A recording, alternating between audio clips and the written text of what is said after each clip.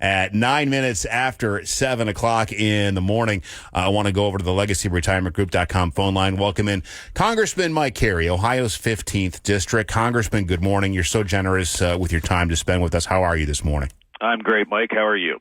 Doing fantastic. I do want to talk about the big, beautiful bill, which is now the law of the land, and get some behind the scenes there on your vote from last week and what happens Absolutely. next in just a moment. But, I mean, one of the big stories of the day, the top story continues to be the tragedy and devastation in Central Texas now. 110 plus deaths and over 170 people still missing in Central Texas due to the flash flooding there. You never know, Mike, when tragedy and devastation will hit your district and in what shape or form that comes in. Have you had any conversations with your counterparts there in Central Texas? Well, one of my dear friends in Congress is a guy named August Pfluger, and August had two of his daughters that were actually at the camp. Oh. And just the heart-wrenching stories that they heard. Now, one of his daughters was, I believe she's a senior. I've met both of them, and one of them was up on the hill and was in a very safe place. The other, had to go through what a lot of those young people do. And, I know that they know those people personally. Some of my other colleagues, they've all rushed out there, and I know the president, and I believe some of the cabinet members are going to be headed there this Friday to take a look at the damage. So, yeah, I tell you, it's very reminiscent for many of your listeners that remember back in the 1990, we had a very similar. Not quite as extensive, but it was very extensive in Shadyside, Ohio. That was one of those once-in-a-lifetime type of flooding situations that went from Ouija Creek all the way down to the Ohio River. So we've seen tragedies like this in Ohio, but not to this extent. But, my prayers, I know my wife's prayers are with the people and the families that we know that have been affected by this. And there's just countless stories of bravery, and Godspeed to them. Yeah, absolutely. Absolutely devastating there. And we hope that those folks can recover and get back on track as soon as humanly possible there. So congratulations. You got the bill over the finish line last week. Well done. I know it was a long couple of days for you. Take us behind the scenes there, starting with what was Hakeem Jeffries doing on, what was that, the Thursday before or the Wednesday before? Yeah, I mean, we always knew that he was going to he was going to make that play at the end. I mean, this is something that both parties do. We knew that was going to happen. It was the negotiations that led up to that point that really took a long time. And I think me and many of my colleagues, we were up for almost 36 hours trying to get this thing over to the finish line. So, when Jeffrey spoke, and I know the speaker spoke a lot less, he brought out a folder. I think we came to the floor and brought out a folder like Jeffrey's had, and everybody laughed because he knew he wasn't going to read all of the things in it. But in the end, we got it done. Is it a perfect bill? It is the best that I think we could get with the time and working with all the people that we had to work with. Listen, I think it does a lot of great things. And if you want me to go into some of those things, because I think in the end, it really does help workers and families and seniors, farmers, small business, really to get the tax relief that they need. So this has been a signature promise that many of us were elected to get done. And listen, I think it's going to be good for not only Central Ohio, but it's going to be good for the entire state of Ohio. I tend to agree with you, Congressman Mike Carey, Ohio's 15th District. And you asked the question, is it a perfect bill? No, there's no such thing. There's more good in it, in my opinion, than there is to be critical of. Do you think you have to come home and when you have a chance to get back to the district, Congressman, and sell this to your constituents? Yeah, and actually I am home because of because we were we had such a long week last week trying to get this over the finish line. So we have been, we've been talking about the things. I think the bottom line for everybody that is listening, and I think everybody understands this, if we had done nothing to get this to pass this thing, this would have been the largest single tax increase in American history. So let's put it in perspective for people that live and work in Ohio's 15th congressional district. And I think it's, the same for most of the congressional districts across the state. But say the median household income, they would essentially have seen a 23% tax hike if we had not passed this bill. And some of the other things for people that are driving into work and they have children, in the Senate version that we ultimately passed, they made the child tax credit go up to $2,200 per child.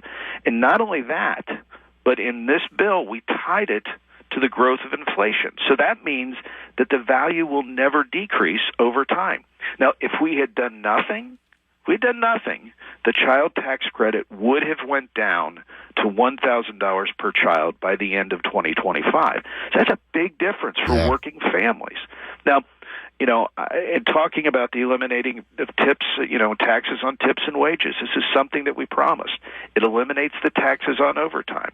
And one of the things that I was really excited about, and I worked with the AARP on this, we had a version in the House who, because of our spending limits, gave a tax credit to seniors of only $4,000 tax credit, but in the Senate we were able to get that up to $6,000.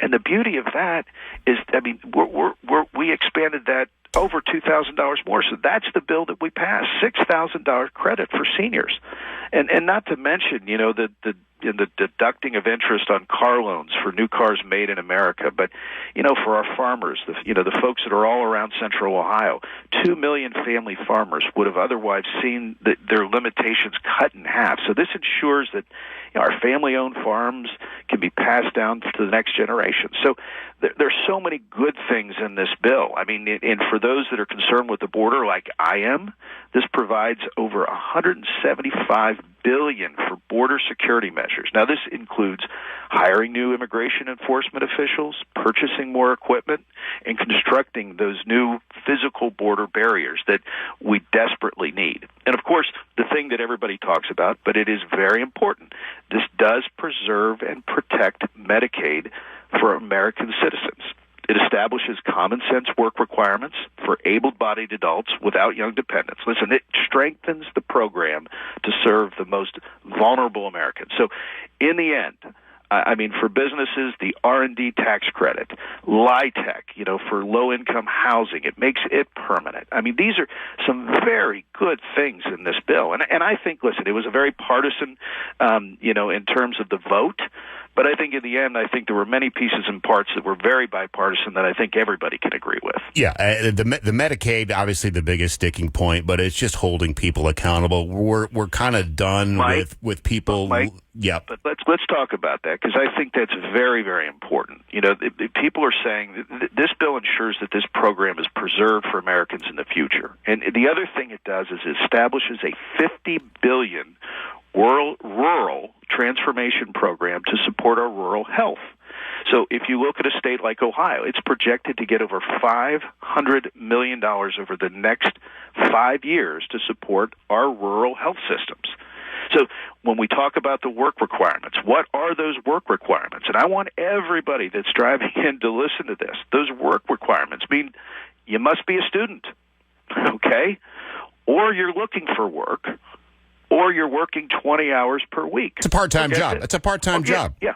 Or volunteering 20 hours a week for Medicaid benefits.